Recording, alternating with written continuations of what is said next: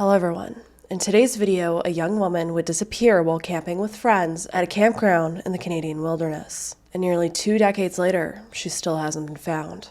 Christina Calayca was born December 19th of 1986 to her parents Elizabeth Rutledge and Mario Calayca. Her mother Elizabeth was born in Mindanao, a city in the Philippines, but later immigrated to Canada in 1980. Sadly, Elizabeth would never get the chance to take her daughter to visit her home country, and eventually her and Mario would divorce. A few years later, Christina would get a little brother named Michael, and the two children would be raised as devout Catholics. Growing up, Christina was described as hardworking, a natural leader with ambitions of performing missionary work in the Philippines. She also held a leadership position at a church-affiliated youth group called Youth of Christ, which left her with the responsibilities of organizing one of the largest conferences. Christina was also extremely giving of her time and often volunteered at various different places. She was said to have a wild, happy smile with a twinkle in her eye that made her whole face sparkle with life. Now, prior to her disappearance, Christina had actually been among a group of hikers who would end up getting lost on the Seton hiking trail near Oshawa. The group was said to only emerge from the bush after wandering aimlessly. I think it's also important to note that Christina was said to not be a rugged outdoors person. She wasn't experienced in the outdoors. She was also described as having a bad sense of direction, balance, and poor spatial awareness. Christina also had a fear of spiders and rodents. Despite this, she was said to have an experience with fasting and was said to not be a picky eater, which could be on her side if she was lost in the woods. Christina actually ended up getting a foot injury that would lead her to have trouble either running or standing for long periods of time, and this was said to happen after she stepped on a needle. It didn't specify whether it was like a pine needle or an actual needle, but this needle was said to become embedded in her foot and it wasn't removed for a long period of time, which led to this injury. After high school, Christina would go on to attend George Brown College and graduated with a certificate in early childhood education in 2006. In 2007, Christina was now 20 years old. She was living in the Cabbagetown area of Toronto and working 9-hour days at a summer camp hosted by St. Bernadette's Daycare. Christina was said to be such a giving person that she was actually giving her mother half of her salary so that her mother could focus on building her career as a self-employed financial advisor. Around this time, Christina and her family also took a family vacation to Panama, and when she returned back, she had plans to attend Teachers College at York University. Prior to the civic holiday long weekend in August of 2007, Christina had plans to attend a youth conference in Montreal. However, after totaling the cost of the trip, she realized that it was going to be too expensive to go.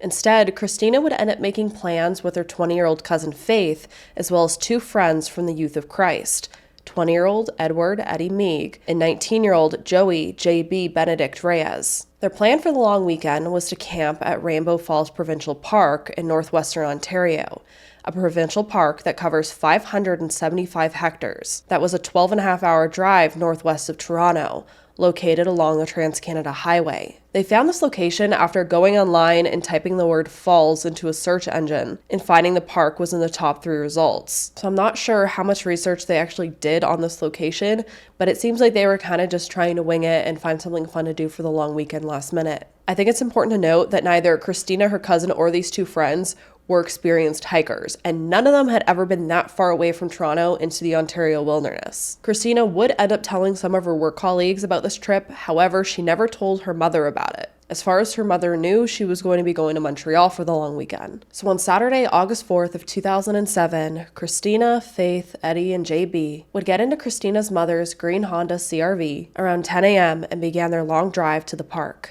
Along the way, the group ended up stopping in Sault Ste. Marie, Naze Provincial Park, and Schreiber. They were also delayed at one point when they ran out of gas outside of the town of Wawa. So it wouldn't be until around noon on Sunday, August 5th that the group would arrive at Rainbow Falls Provincial Park. And they seemed very excited for this entire experience. They had originally reserved a campsite at Lot 72 in the White Sand Lake Campground, but this lot ended up running along a main part of the road in the campsite, and they wanted something that was more private, so they ended up being relocated to Lot 88. It was said to be a busy long weekend, and around 3/4 of the lots were occupied with both locals and visitors that were there to enjoy the nature for the long weekend.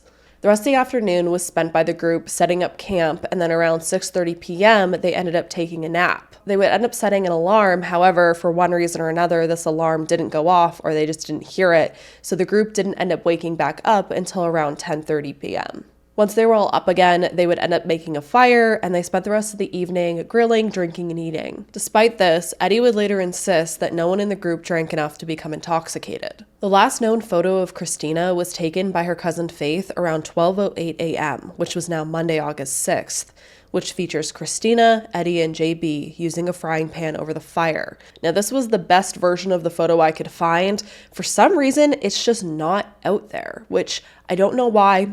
Maybe it's because it's a Canadian case, but I found random people using it in other videos online, but I've never just seen this photo posted in a newspaper or in a news article or in a news report, anything like that. Around 3:30 a.m., the group would finally put the fire out, and they said that Christina made a joke about going swimming. However, it was too dark out. And after this, they were all said to go to bed around 4 a.m. Around 6:30 a.m., which was just before dawn, Christina allegedly asked Eddie if he could come with her to the comfort station. And so the two ended up going together. And on the way back, Eddie claims that the two of them decided to go for a jog. Now, it seems to be unclear if the two decided to go off in different directions or if Christina just couldn't keep up with Eddie, and so she decided to take a quicker route back. But some way, somehow, it seems like the two ended up getting split up at this intersection, as you can see here on the map, that was near the park entrance. Now, from the information I've seen online, Eddie apparently went south, following the road towards Highway 17,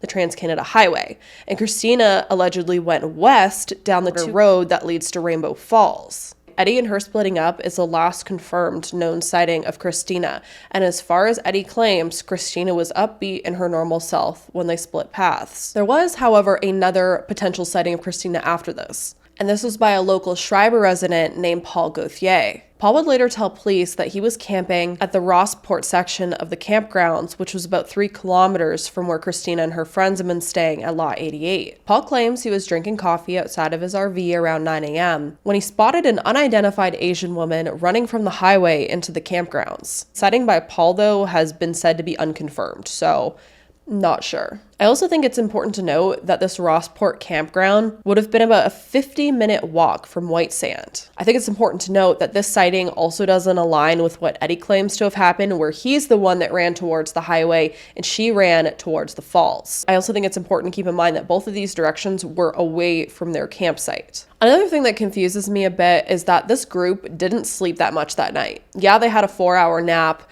earlier in the night, but then they stayed up till around 4 a.m.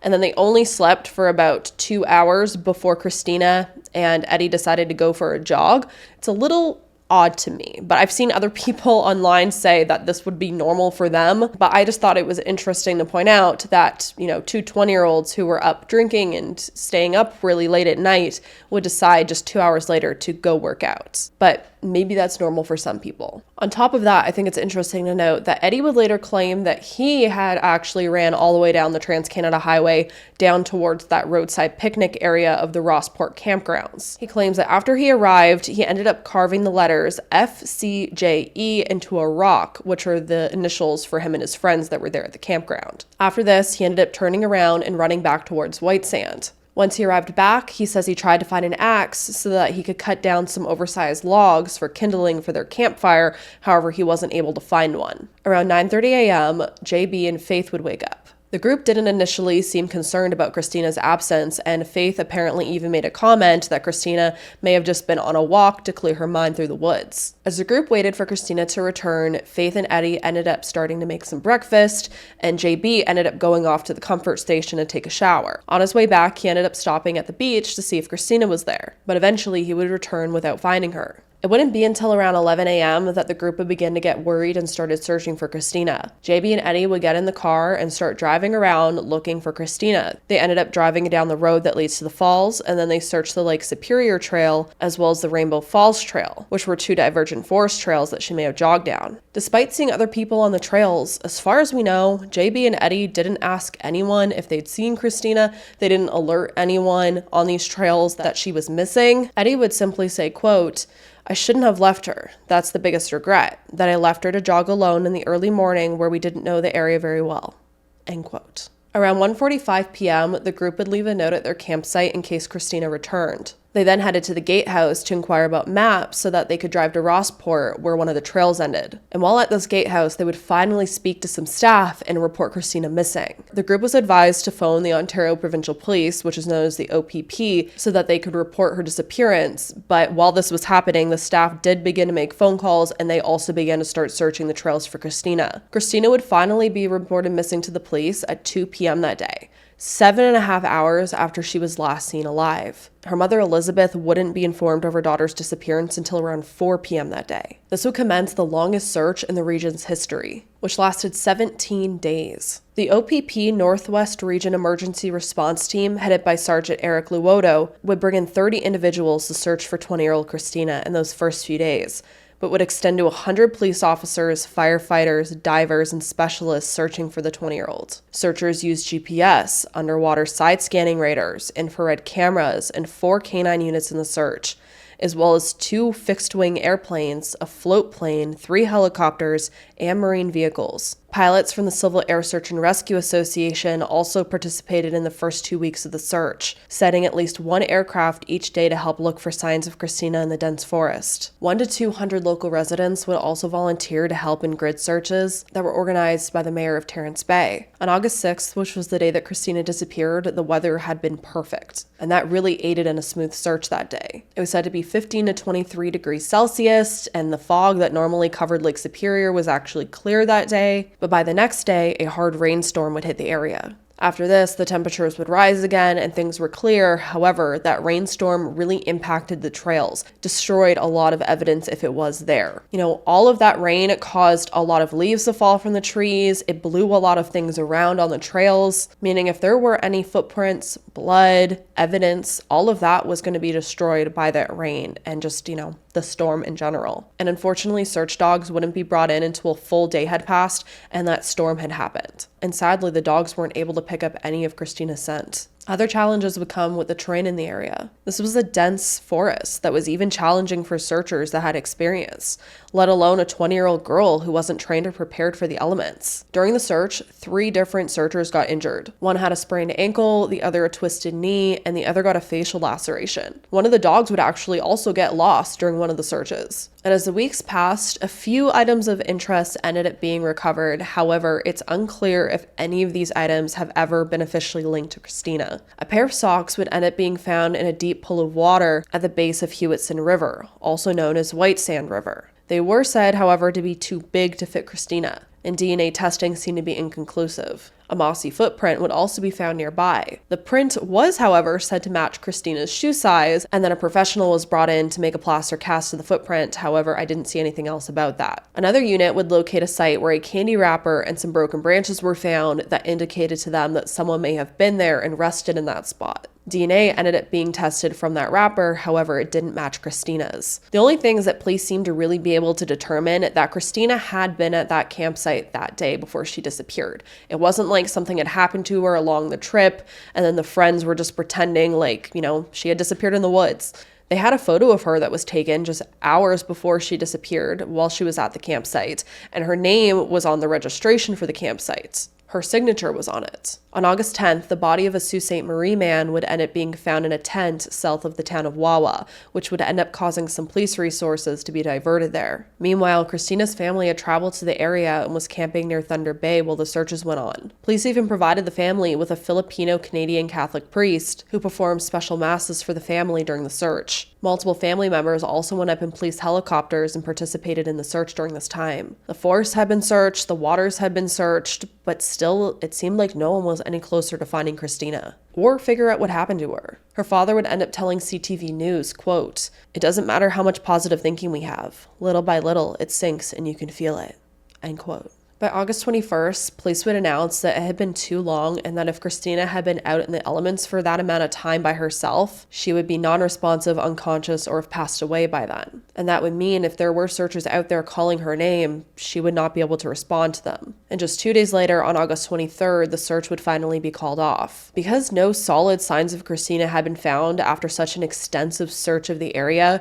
the family was now starting to believe that Christina may have been abducted and that she was not in the area. She was no longer in Rainbow Falls Provincial Park, and she must have been taken somewhere else. Christina's family would end up raising $47,000 in donations to help privately fund searches for her. And multiple searches would end up being funded by this money over the next year or so, including professionals that would rappel down crevices and over cliffs, as well as new search and rescue dogs being brought in. Cadaver dogs would also be introduced, and during one search, dogs would detect the scent of human remains at the bottom of Hewitson River. However, the flow and depth of the water there made it hard for the investigation to continue after that. By 2009, Elizabeth had ended up selling her home and moving her and her son into an apartment so that she could have extra money to fund these searches. But after using every single penny they had left, again to the point of selling their home, the family was forced to choose between continuing to search for Christina or going completely bankrupt. So after a final search in October of 2009, the family's efforts ended. Elizabeth would fill her home with photos of her missing daughter and continue to be interviewed as the months passed and years. Ano na ba ang latest news na nangyayari tukol sa pagkawala ni Christina, Beth?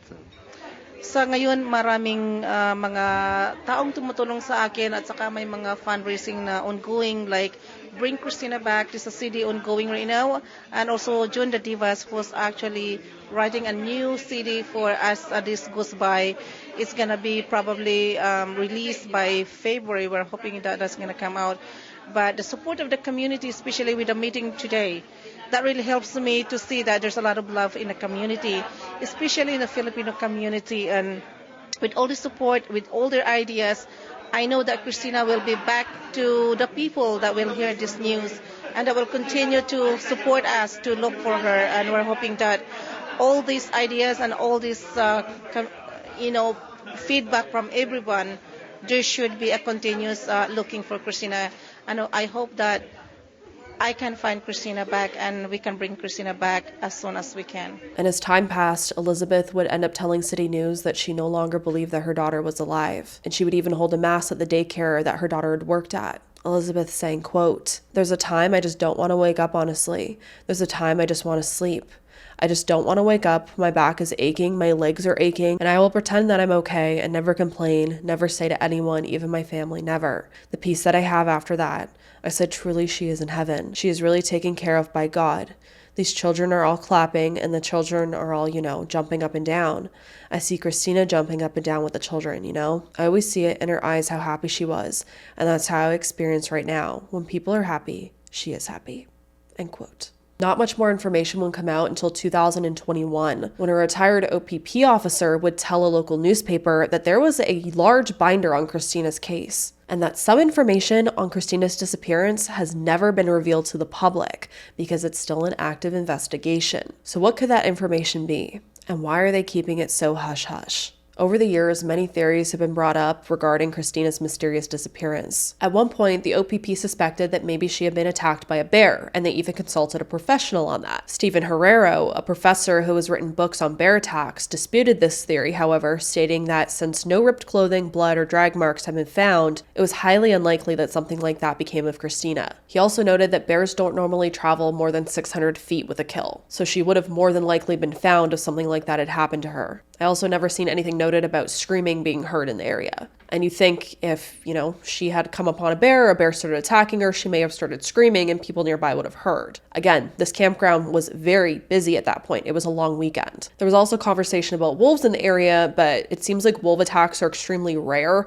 so that theory ended up also being pushed out. Another strong theory is that Christina was the victim of misadventure, and due to her lack of experience as a hiker and with the outdoors, she may have become lost and disoriented and then become injured and possibly died from the elements. But why wasn't she found then if that was also the situation?